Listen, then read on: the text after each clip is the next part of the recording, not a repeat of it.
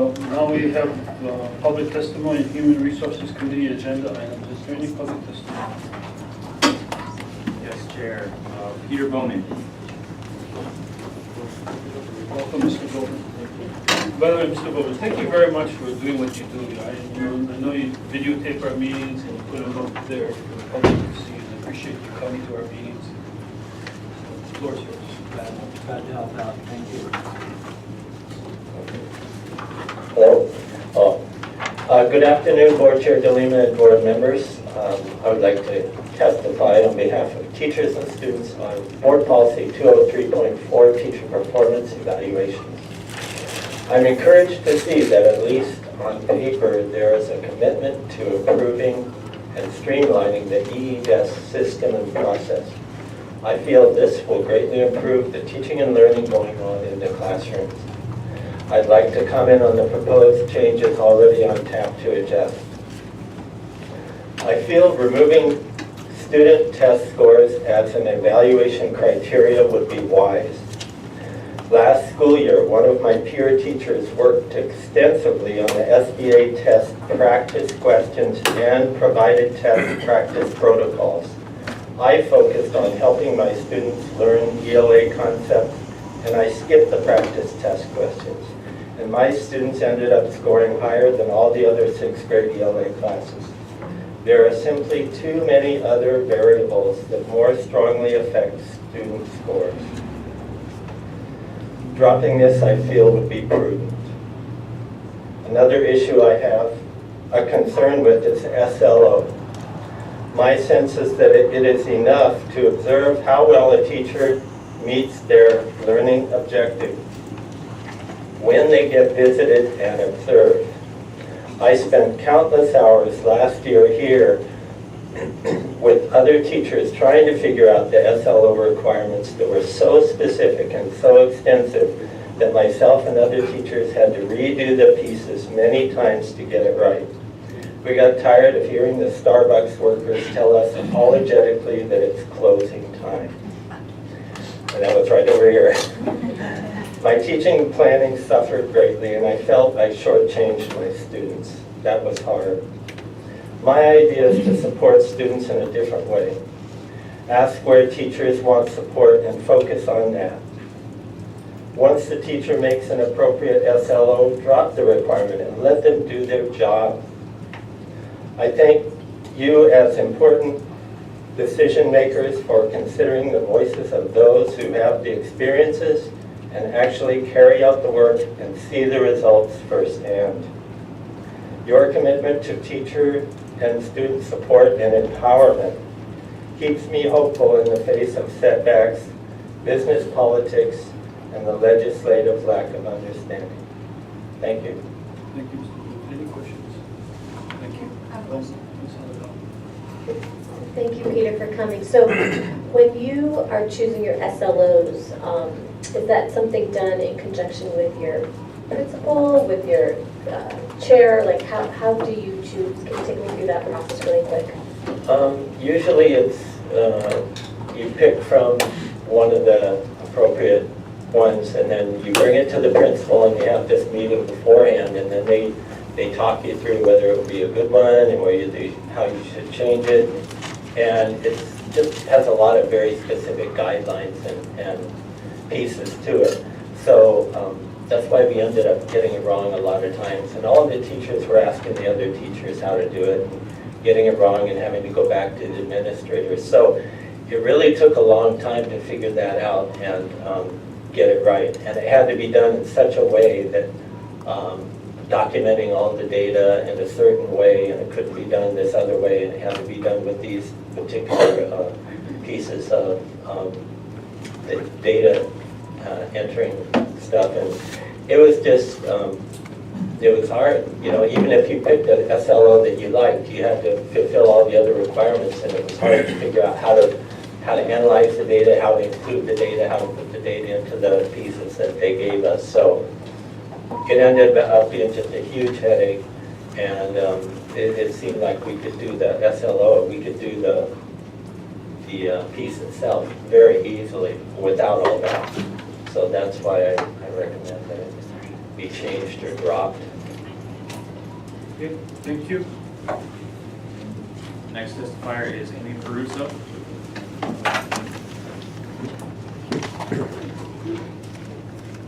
Welcome. Thank you. Aloha to my board members, committee members. My name is Amy Peruso. I'm the HSTA Secretary Treasurer, and I'm speaking today on behalf of Hawaii State Teachers Association. The Hawaii State Teachers Association supports amending Board of Education Policy 203.4, Teacher Performance Evaluation, to remove student scores on standardized tests from teacher evaluations. Today, in partnership with the Department of Education, we ask you to seize an opportunity made possible with new federal legislation.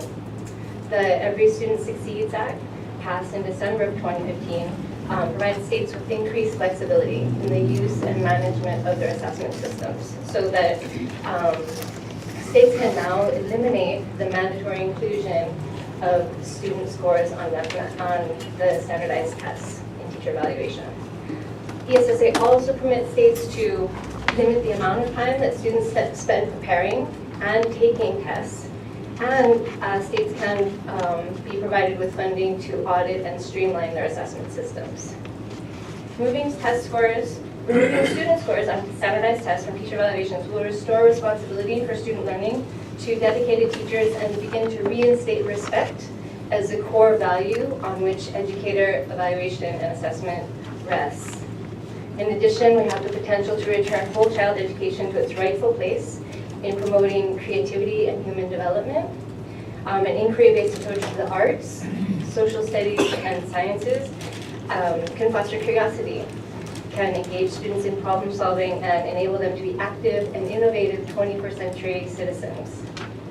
Career and technical education will also be bolstered by moving away from test-centered descriptions of student learning and student growth. CTE allows students the opportunity to grow and to explore and learn through the practical application of academic and technical skills and knowledge. With today's policy revisions, the teaching of technical and career skills will become more feasible, and vocational student success will be more achievable. In the future, we look forward to working with both the board and the department through our joint committee and contract negotiations to improve our evaluation system so that it advances professional growth with reliability and integrity. We can collaboratively craft a responsive evaluation tool that empowers teachers and supports authentic learning. With the flexibility afforded us by ESSA, we can begin to build confidence in public education in Hawaii. Thank you for your support for this amendment. Thank you, Mr. Min. Amy, when the law becomes in effect in a couple of months, what would you desire to see once that happens? Speaking as part of HSTA leadership, I think that what we would like to see happen is what has been recommended here. We'd like to see a serious re-examination of the teacher evaluation system, and also there are a great many possibilities that are made possible with ESSA. So there's a lot of potential for change. I think this is one small step in the right direction. Good, okay, good, because I'm just trying to enumerate that you will be back. Yeah, hopefully. Any other questions? Thank No more you. testifiers. Okay. Thank you very much. We'll move to the next agenda item, which is approval of the meeting minutes of April 19, 2016. The Chair will entertain a motion to approve the minutes of the committee meeting as well as the executive session minutes. It's been moved. Second. It's been moved and second to approve those minutes. Any discussion? Seeing none, all those in favor say aye. Aye. Opposed say nay. Motion is carried. Now we come to discussion items. We have the update on reorganization in Department of Education's Office of Curriculum, Instruction, and Student Support. Okay, I'm going to move so that So you can see? Get that light in your eyes. the shadows. Go ahead. Okay, I am Suzanne Mokeke, the Assistant Superintendent for the Office of Curriculum Instruction and Student Support. I'm very happy to be here today and to avail myself of the opportunity to share an update on the reorganization. Between you and me, I like to call this the reorganization that never ends. And the reason that I say that is because apparently prior to my arrival, the topic of reorganization within the Office of Curriculum Instruction and Student Support was discussed. And in fact, a proposal had been given to staff at OCISS for their input. So what I'm doing is I have come in and I have looked at what the prior proposal was. I believe the date on that was around 2014. And in a collaborative manner, and the reason why I have used that word is because it was my desire to work collaboratively. And after we put a few things in place, the feedback from the staff was that it had been collaborative. Because I think it's important to hear from those who will be involved, from those who work in the office daily, about how they think we can improve the organization. So the purpose of this reorganization is so that we can better align with our department priorities, which have changed since the last reorganization.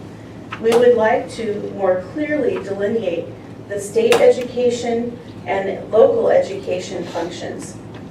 For example, instead of us creating and then monitoring what we do, the SEA would create a plan and then OCISS would implement that state plan. It also provides an opportunity to address the need for monitoring of certain federal programs that are connected with the Office of Curriculum Instruction and Student Support.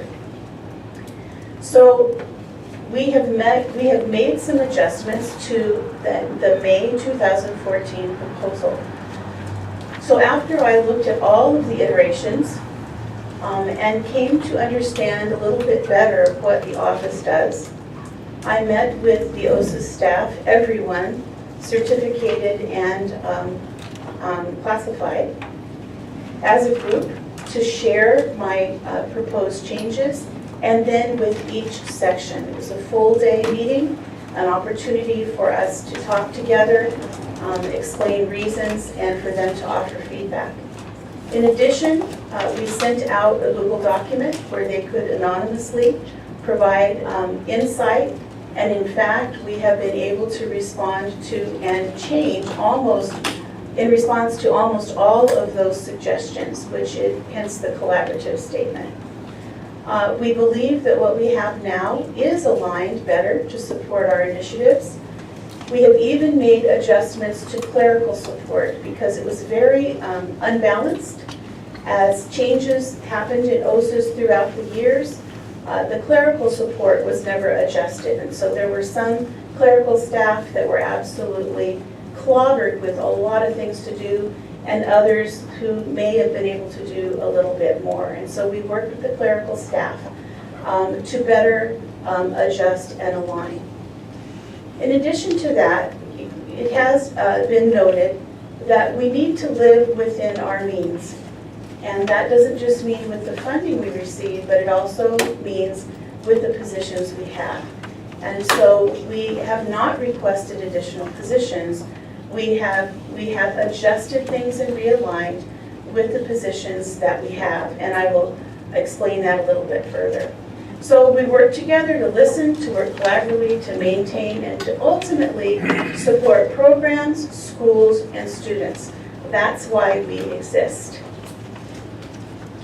So in the proposal that I'm updating right now for you, is we need to preserve the special education section. The previous proposal had done away with that, and clearly this is a very important need in our state and in the department. And so we are preserving the special education section to better provide support to the areas and schools. Why? Because our students need to have improved services. We also have created a health section. I think it was just last meeting when we had our new health policy that passed. And we have new functions related to the policy, and something very important to the department is the opportunity for Medicaid reimbursement. In addition, if you live in Hawaii and you ever turn on the news or social media, you know, or if you just take a walk in your neighborhood, we have a serious situation with the homeless population, and our students need support. So it's very important to maintain the Homeless Concerns Office, which in the previous proposal had kind of been spread out across the department. It's also very important, as we discussed in our earlier meeting, to work with our English language learners. We need stronger support for schools, maybe better understanding of the purpose of the English Learner Program. And important to OCISS becoming an effective office that schools in complex areas can depend on and trust. Our sections need to have proper supervision so that they can be coached and supported to improve, so that the organization can improve and be something of value to the schools. If you look at the next chart, this shows kind of what has happened since the 06-07 school year. So OCISS had 420 staff members. And then it changed, moved down to 215. And this present proposal, using what we have now, is 159. So we're at about 42% of what we were at the end of the 06-07 school year. The asterisk notes that there are some temporary positions. Some of those, approximately 8, are related to a federal grant called Project Aware and Suicide First Aid, which allocated funding for positions. Those will last for about 3 more years. In addition to that, Title II funding allows us to create a position based on a focused area in the department. For example, this board passed the NGSS, New Science Curricula, and there is one person in OCISS working on that with a work group made of teachers from around the state. So we created a resource teacher position to help with developing the implementation plan and getting things in order so that we begin to move forward with that. On the next page, you can see that those in bold show that over the past couple years, maybe 1 year, as different reorganizations have taken place, some of the positions in OCISS have gone there. The Office of Hawaiian Ed used to be within OCISS, so those 13 positions left to go under the superintendent. The School Transformation Branch was formerly in our office. People called it SPAMS. I do not know what that stood for because I was in a Title I school. I just know it did not involve eating. And so 12 positions have gone there. The Office of Community Engagement has been reorganized and they have 2 of our positions. And there is 1 position from the Office of Human Resources that will come over to us related to educator effectiveness. The ones that are not in bold show the changes should this reorganization be approved of positions that will leave us. So 8 will go to communications, 2 will go to special project office, and eventually there would be 2 coming from fiscal, and that's related to health and not sure the other. Medicaid reimbursement. I've included for you the present organizational chart. And I've also included my proposed organizational chart. Okay. And I do have a copy of, I believe you received a copy of the letter that we sent to you. I don't think you have it because you're looking at a purple page now. So if you would like that, we can get that to you. We sent a letter to HGEA explaining everything with the narrative and the functional statements. We will be sending letters to HSTA and other unions as well. And so, what's next? Well, I have the need to consult and confer with unions. We are going to be doing that. We are starting that process now. But right now in OCISS, I have about 150 people who feel quite precarious and anxious because they have been waiting for an impending organization. And so they're quite eager for me to move on this, which is why I was pleased to come today and provide an update as to where we are. We do need to honor the timelines, and from now, starting now for the next 45 days, we will go through that consult and confer process with HGEA and again the other unions. And I don't plan to do anything else except go through that process, at which time I'll be returning to present as an action item so that we can have the approval of the reorganization and begin to move ahead. And now I'm available for questions. Any questions?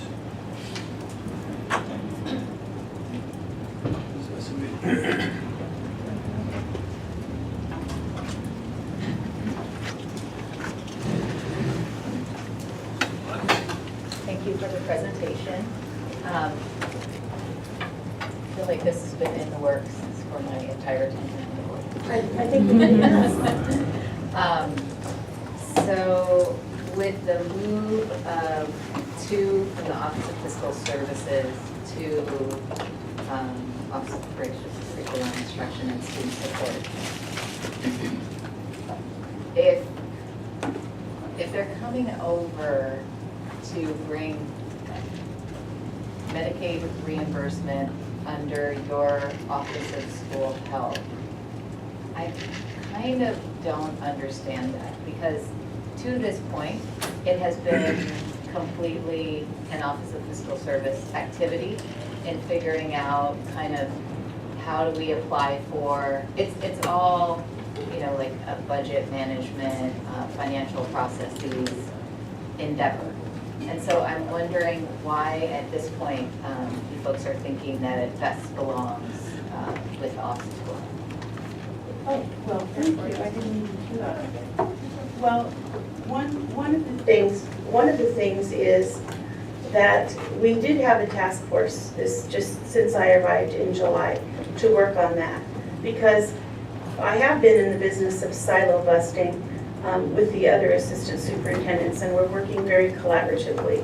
When we brought different groups together from different offices along with OCISS to talk about the importance of the Medicaid reimbursement, we found out that we all had different understandings of how to make that happen and what we could do to increase the amount. And so we thought that it'd be better to create a unit that worked a little bit more collaboratively. At this time, that person is in fiscal services and will remain there for the next couple months until this goes through, and should it go through with that piece there. Amy, did you want to say something? We've recognized through this task force and just other things that we've been doing around the Medicaid reimbursement program that there are gaps. And this program has bounced around a little bit. Moved into Office of Fiscal Services January of 2012 because it dealt with money. But we missed the programmatic piece of that. And linking it back up and moving it back into OCISS really will link together the programmatic piece. And, you know, there's a fiscal component to everything that we do in DOE, and I don't want to run everything, but everything, you know, it either starts or ends with money. So just by placing it in fiscal services didn't ever necessarily make sense, and it links better back to the OCISS programmatic functions. So still, I mean, you're going to have this one fiscal person who is coming from your office over in OCISS. And is there, I mean, what else is there? I mean, let's say student support services. There's some fiscal aspect to that. There's other fiscal aspects to curriculum. I mean, why wouldn't you do the same, stick the fiscal person with the programmatic activity then on a wider basis? Because like when at a health center, we don't have our billing and finance and people who do Medicaid reimbursement sitting with our clinicians, nor do we have them out in the community. I mean, it's a discrete process that is not necessarily connected to how we provide the services. I mean, it still, to me, is this process that's tied up with how do you connect better with CMS, Department of Human Services, what we're already providing and eligible to receive, and sort of making that happen on the fiscal side. So I guess I'm just not exactly clear on the value of it all coming there in an effort to hopefully maximize not just the Medicaid reimbursement for contracting skilled nursing services and bus transportation, but the wider gamut of school health services we hope to see expanded. So we are very interested in the wider gamut. Hi. We are very interested in the wider gamut. I think it's really important for people to be together and to understand each other and develop relationships.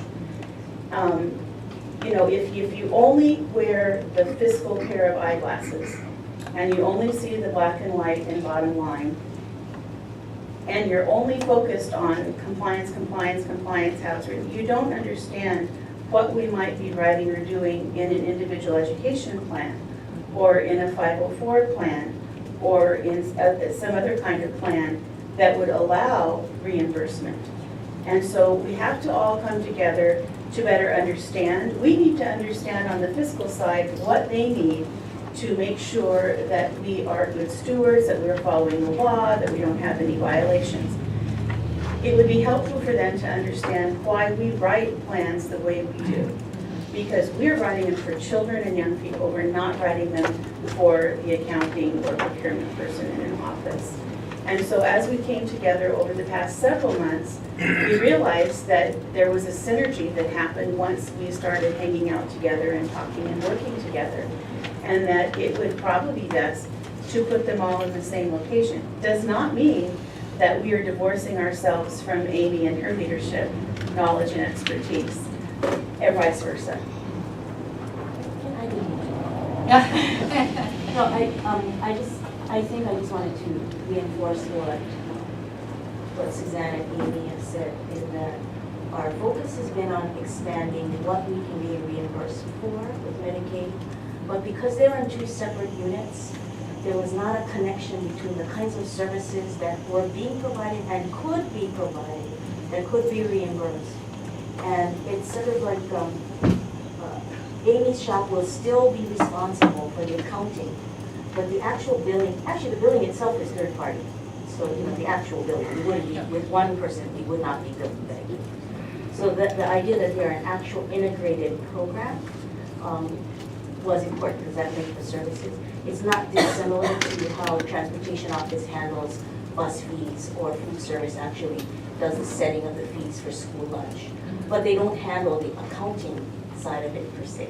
And that's kind of the vision of it. And just having them in two separate shops just wasn't maximizing the opportunity to build the health function because it was just doing what was in the box and we need to expand on it.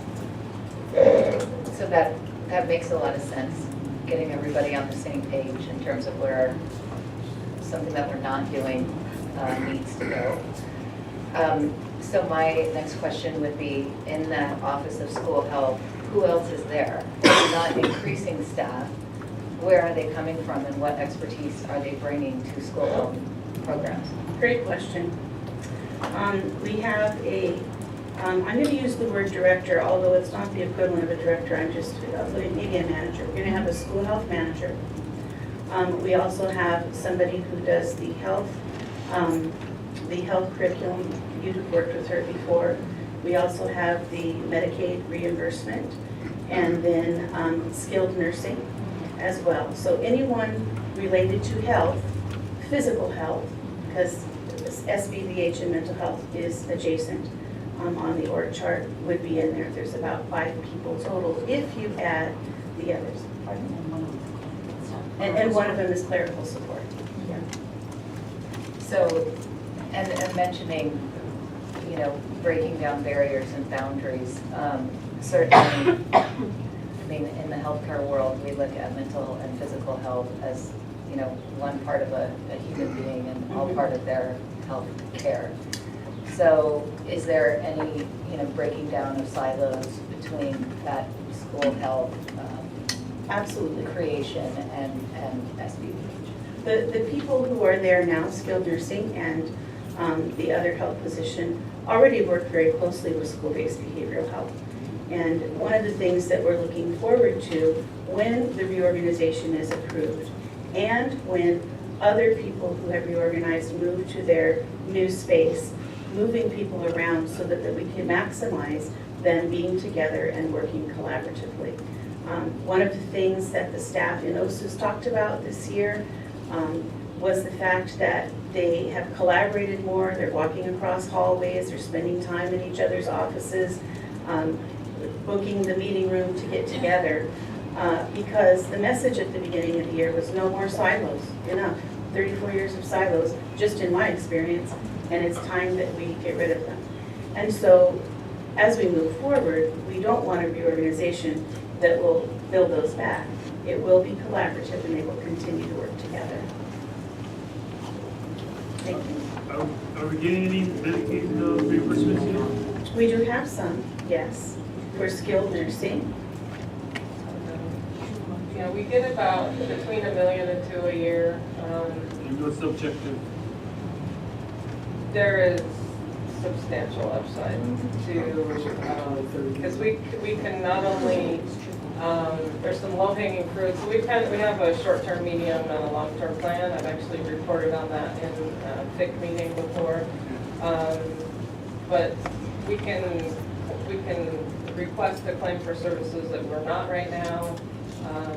So that's a longer term thing. We have to change the state plan, but there's some low-hanging fruit about making sure that we get parent consents in, and then we can start collecting on those. So we have a phasing plan that this work group has really worked cross-office to get everybody in the room to determine the next steps on that. My Medicaid manager retired at the end of the year, so we're in the hiring process now, so there will be a new person in that position that can help us move this where it needs to go. Well, Huge upside potential. The bottom line is that I think you folks are excellent people who have done a great job. I have utmost confidence in things that you presented to the board. I just think that when you continue to seek these Medicaid reimbursements, that of course, if you've got to spend a little bit more money to get a larger reimbursement, I think that's something that needs to be factored in. So I appreciate it. And growing the reimbursements also helps us in some shortfall areas. Skilled nursing is an area that we are not fully funded, so we can utilize these Medicaid reimbursement funds for those shortfalls. But yes, definitely building the program to a place where we'll have those opportunities. I think that one of the things about the legislature is that as they see the department has made progress on addressing problem issues such as bus transportation and utilities, food service, working on increasing Medicaid reimbursement, and hopefully that will translate into more confidence about what we're doing in terms of student achievement, seeing test score rise in our elementary schools, making the progression. It's all a total package, so I appreciate all the work that you folks are doing. Any other questions, Mr. Warren? I assume that would be the department that would keep an eye on our school health aides? Yes. Okay, I didn't hear that mentioned today. I just have this fondness for those folks. They're so underpaid and they're such a challenging job in all of our schools. So I hope there is a place where this would happen to see their training and advancement. training, advice, consultation. Second question. One of the strategies associated with the old plan, which I fully appreciate and substantially improved upon, because frankly, that was more in line with just staff reduction because we were in a physical challenging environment.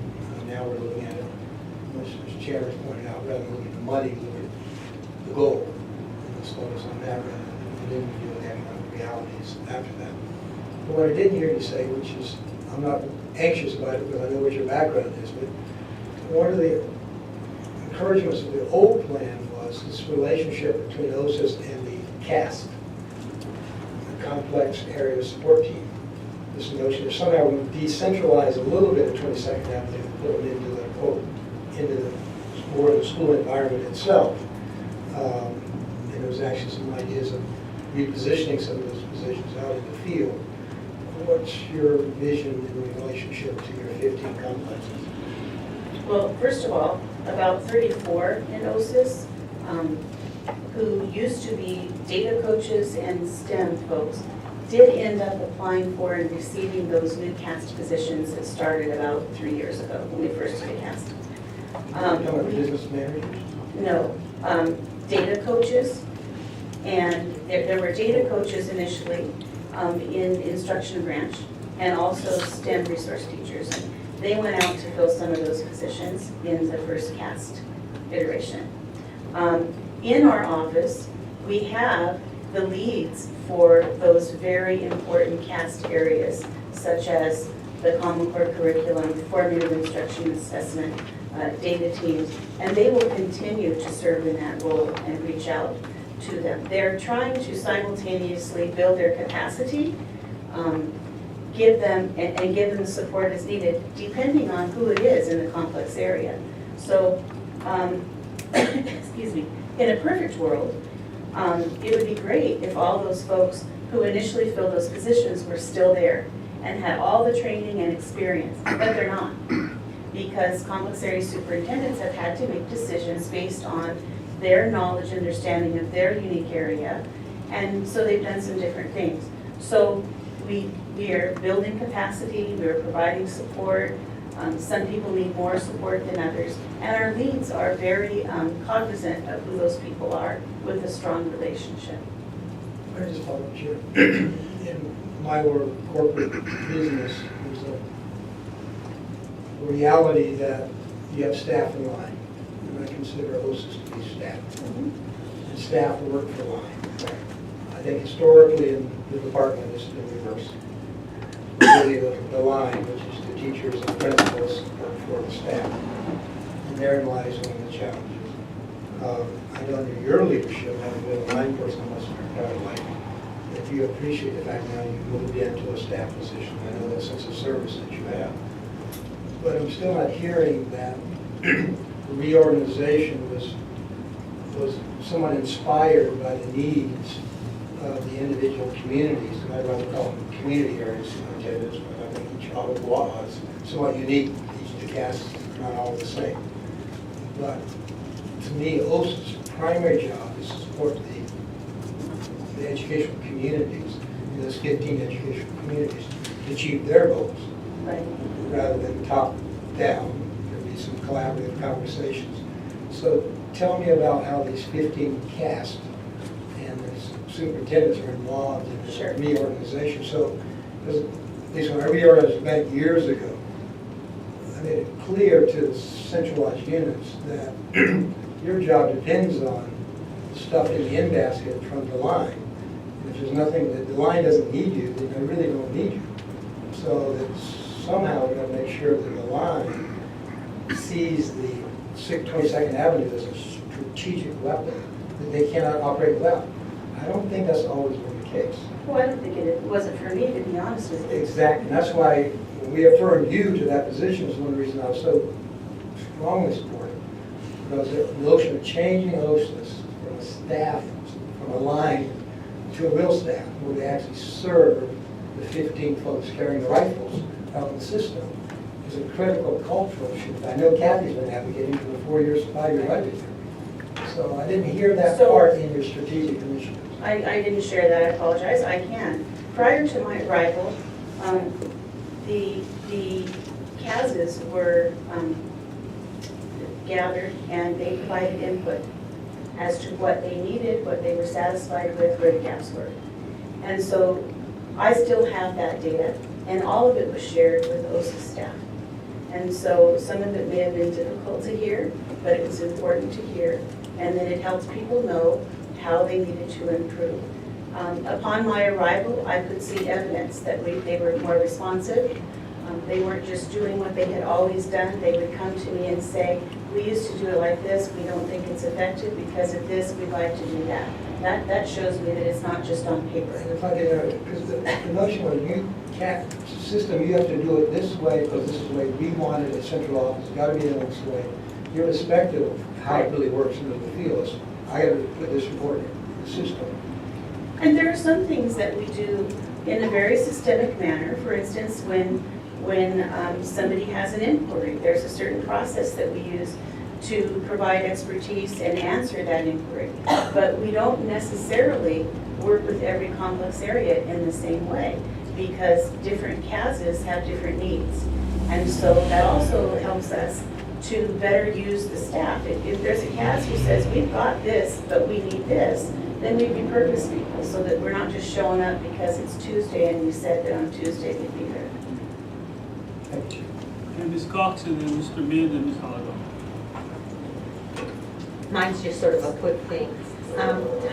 I would like to know the number of people in these boxes that you have. I can tell you that. Well, it doesn't have to be right now, because you gotta go out for a consultant confirm, because coming from the field, everybody always says, OCISS is so fat, and they just don't do anything, and, you know, and so it's helpful to me to know how many people that there are, if I'm a principal and I talk to my cast or my CAS or anybody and say, I need some help with something. So if I know you're gonna tell me, well, I can't make it till October, then at least I would know that maybe that one person is already there or there's two there or whatever. So I need to know numbers. It helps me and it helps other people to know that. We will send that to Allison to disseminate to the full board. We have those numbers here. Thanks. You know, it was interesting because you had a slide. The staff used to weigh 420 pounds. Now it only weighs 159. So they lost a lot of weight. So one of the things that I have had to repeat several times because people are so shocked is when they say, who are the people, for example, who are the people who handle science? Well, there is a person, and her name is Dr. Lauren Kopp. There is one person, except we added the resource teacher.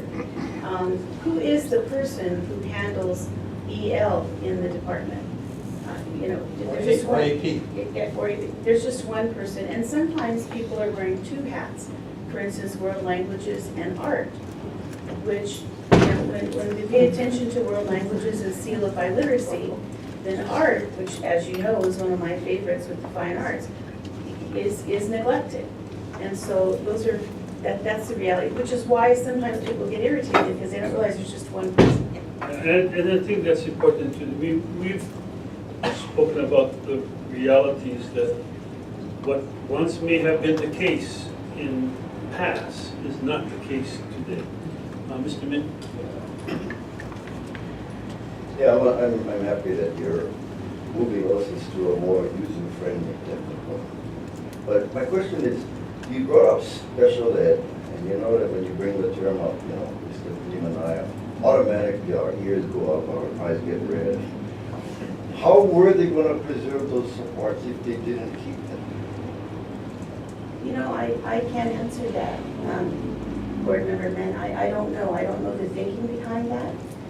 I do know that there was a strong desire to provide monitoring and compliance support. But you have to have program assistance and technical assistance. You have to develop professional development and help. Otherwise, I'm not sure what the results of that monitoring might be. And we have heard loud and clearly from all complex areas that they really do need professional development and special education support. Well, I'm glad, like I said, your adjustment seems to focus on the ESOL issues also, and special ed. Now, the last one is, and I'm sure you covered this, but my private school math says you lost 37 bodies and you gained 3. We call that Common Core now. So now, how does those 37 that moved over, do they affect her in some way? Are they taking them out to the work? How does that? I'm not exactly Okay, when you sure look what you're in the asking. superintendent's office, So each one has been a little bit different. So for example, the Office of Hawaiian Education was created to raise the awareness and the importance of Hawaiian education. So rather than be 2-3 levels down in OCISS, we created an office that would focus on it. So it's the same number of people, but now she reports directly to me, and they're moving forward with the 2 board policies. They have a strategic plan, they reached out to the Hawaiian community. So that's why that one is no longer within OCISS, they're creating their own. Similarly with community engagement, what we found was that we had lots of little pockets of people doing community engagement in different ways, but we really want to emphasize the connection to community. And there are some systematic approaches that I think would benefit from having all of the people working together. So people working with the SCCs, the military, all of these external stakeholders, and bringing them together to share what they're doing was something. So now we have Marlene Zoid as the head of community engagement, and she's pulling people together to create a more systematic approach and frankly make it easier for schools to engage with businesses, because you don't have to go to the AG's office, but you have it set up, you don't have to worry about this, because these policies are clearer for them, for the schools to engage with you. So that was the other, and then we had eSchool, which is a lot of the television work, and they did a lot of work with communications as well. So the eSchool kind of was a natural fit for them too. all right, thank you. Thank you for your presentation. So, and I appreciate the work that OCISS does. I mean, it's such a lean machine, and given all the reduction. But I feel like we need to continue to fight for the role that OCISS plays, because it does play an important leadership role for the schools, and they desire it. And so, as you may know, my question has to do around the EL staffing. And so, well, first, I'm happy you've preserved the special education section and created the health section. And I noticed the verbs on EL was to maintain and develop. And so I'm keying in on the word develop. So we know that there's only 1 staff person right now for the EL. And so what do you mean about develop, and how can we service the schools? Because I think the schools want that leadership and they need that professional development. So if you could talk a little bit about develop and what your plans are. Okay. We have to begin to develop the English learner support first by building the capacity of the folks that we have in schools and complex areas. We have 1 person in an EL position and another one that we're recruiting for. And by the way, excuse me, remember at the beginning of the year, I thought I had 38 vacancies, but it was really 50 because of the grant. I'm happy to say that we only have 10 right now. And so I'm very pleased that we have recruited and hired some absolutely exceptional folks with wonderful background, excellent credentials, and they have just assimilated into the OCISS family quite nicely. I'm very pleased about that. We can celebrate that tomorrow at our end of year meeting. However, we are still recruiting for the Title III EL position, and when that person is hired, we'll have 2. So we must depend on the complex area EL staff for those complex areas who still have them. And then we have regular meetings with those delivering services at OCISS. We have to develop the capacity because we don't have positions. I'm not sure that the climate at this time is such that we would ask for more positions at OCISS. So we're living within our means, and we're going to do the best we can. Moving forward, however, I do think because of the importance of English learning, the English language learners now in ESSA, they're calling it EL, so we'll just call it EL. Because of the fact that we have many here, because of our location, Hawaii here with many people coming, we have to have more people to provide the support. There are many people, I mean, we think, oh, we need EL teachers, and it's true, we do. But the EL student spends the bulk of their time in the regular education classroom, not with the EL teacher. And if they are with the EL all the time, then we're doing something wrong. So in the future, and I guess by future, I mean maybe 3 or 4 years, I don't know when the climate will be right for that. But we need more people that can help build the capacity, because they will continue to come, and we will continue to have students who need, and it's not just for students, it's to support students and their families if we are implementing the law and policies correctly. So I mean, I know your hands are tied in terms of the positions, and again, just reiterating the importance of what OCISS serves and that the need for these positions. I mean, it's just the fact that we only have one person for the entire state is unequitable, serving the needs. And so, as well as you pointed out the world language position is paired with the art position, and so those need to be separated as well. And so I understand the climate about not wanting to make OCISS bigger, but I think this is a very important justification, and something that I would greatly support, obviously. But given everything that you have and the constraints, you know, I think OCISS is, and in particular this reorganization, I think is very smart. But EL is, I mean, like 3 years ago, it's the same position. I mean, we still are trying to, we just need, we show our value in these positions as well. And so I would like to see it sooner than later that we grow that, not into a group, but maybe into a section or an office. And actually, the follow-up question is, where does it fit in this flow chart? Where does the EL piece? It's within student support, but strongly connected with instructional support. They have to work together. They can't work in silos. So to balance out the supervision so that the directors and administrators are able to supervise effectively and coach for improvement as required, it sits in student support and is connected to instructional services as well. Okay, so under the third, like that third column, so student support section. Okay. Okay, thank you, board members. Okay, Amy and then Mr. Williams will have the last word. Sorry. Okay, I'm going to make one little pitch here for further, what was that, silo busting. So with regards to the Office of School Health, sorry, I'm like a one act person here. Okay. One song. Anyway, so just like we have data teams in the schools because you guys are looking for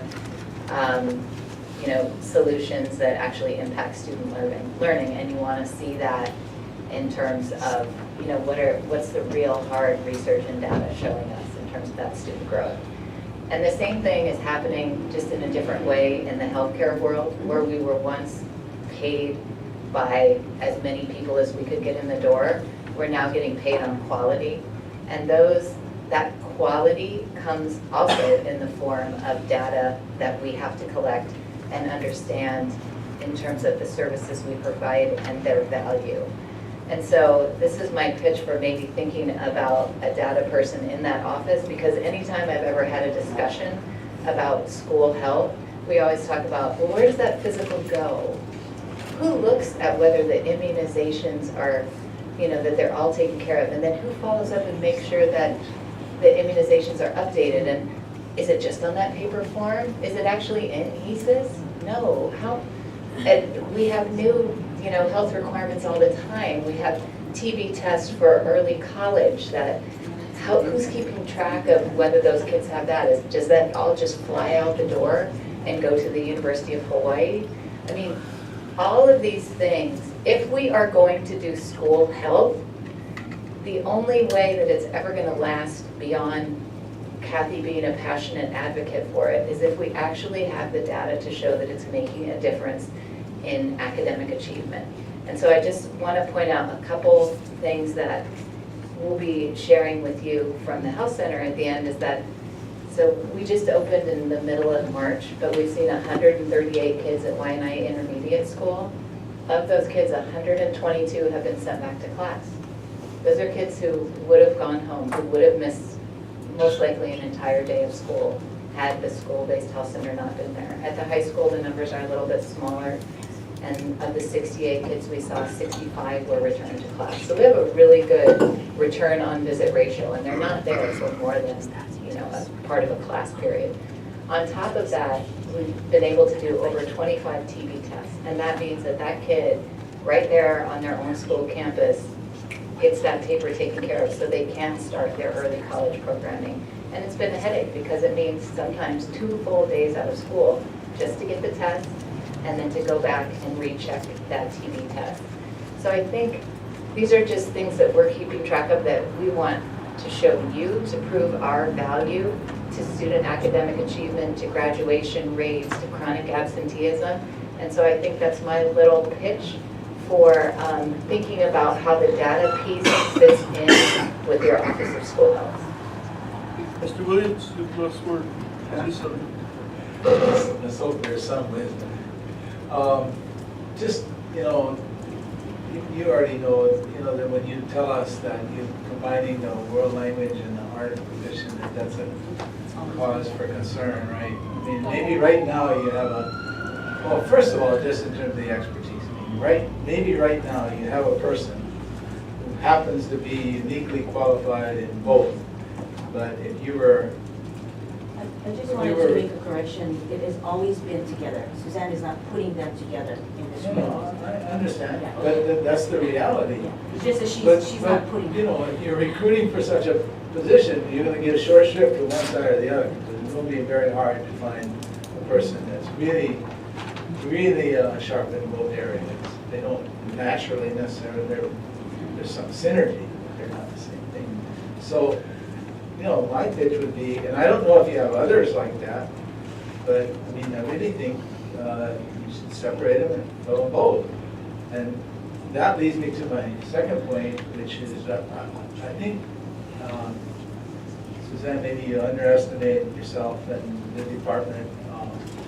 You talk about the climate, waiting for the climate to change.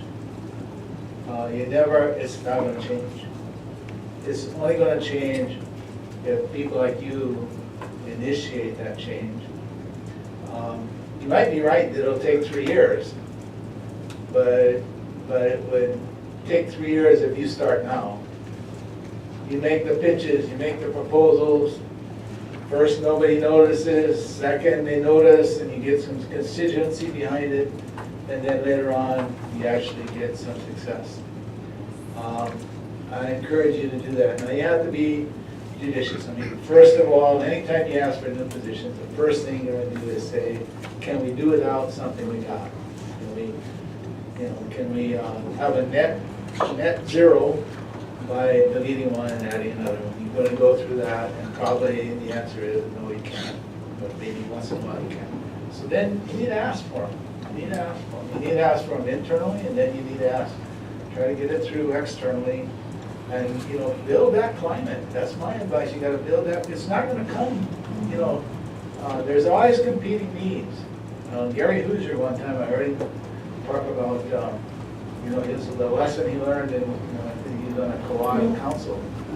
And he said, he found out very soon is when they tell you there's no money, what they mean is we're going to use the money for something else. There's always enough money for the things that the powers that be want to have. So I just encourage you, I know you're not going to go crazy and ask for 100 positions. That would be foolhardy, but to really identify what you need and go for it and build that climate, and the rest of the world will catch up with you. And if they don't, at least you tried. Thank you for that. I was hoping somebody would say that today, so I appreciate that very much. I already know the ones I'm going to advocate for first. I will not say Mr. Williams said to, but I thank you for that. We won't care anyway. I just want to echo Mr. Williams. respectfully, too old curmudgeon if we often disagree. But I think we certainly agree that